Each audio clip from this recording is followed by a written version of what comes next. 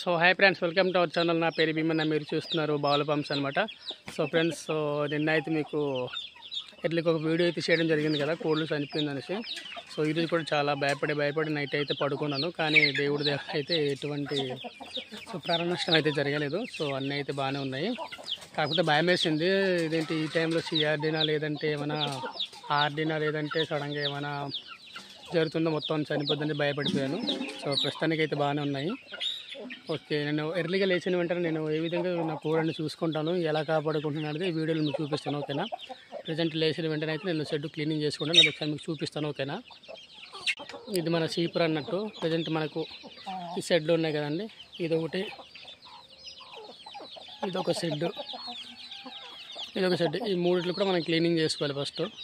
అప్పుడు మనం క్లీనింగ్ చేసుకుంటేనే మన కోళ్ళు అయితే నీట్గా మనం కాపాడుకోగలం. ఒకసారి ఫస్ట్ మనం క్లీనింగ్ చేసుకుందాం. ఓకేనా, ఒకసారి చూసారా, ఇవన్నీ క్లీన్ చేసుకోవాలన్నమాట. ఇలాగా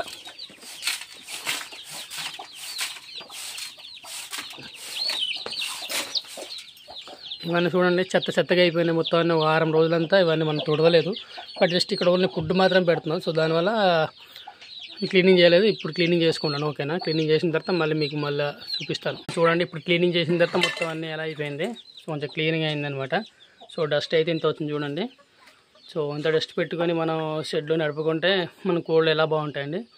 సో అందరూ కూడా షెడ్లు కూడా అంటే షెడ్లన్నీ మొత్తం నీటి క్లీనింగ్ చేసుకోండి ప్రతిరోజు. సో ఇప్పుడు ఇవన్నీ మనం తీసుకెళ్ళి నేను ఒక దగ్గర ఇది పారేస్తాను అనమాట. అక్కడ పారే దగ్గర నేను చూపిస్తాను. ఓకేనా, చూపించాను కదా ఇందాక పెద్ద షెడ్, ఇది కూడా ఇక్కడైతే కోళ్ళు పడుకుంటాయి అనమాట. సో లోపల చూసారు కదా, అక్కడ కర్రలు ఇవన్నీ ఉన్నాయి.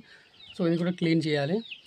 సో క్లీన్ చేసిన తర్వాత ఫుడ్ మొత్తాన్ని నేను పెట్టాలి. సో ఆల్మోస్ట్ ఒకటి క్లీన్ చేశాను. సో ఇది కూడా చూపించాలంటే బాగోదు. సో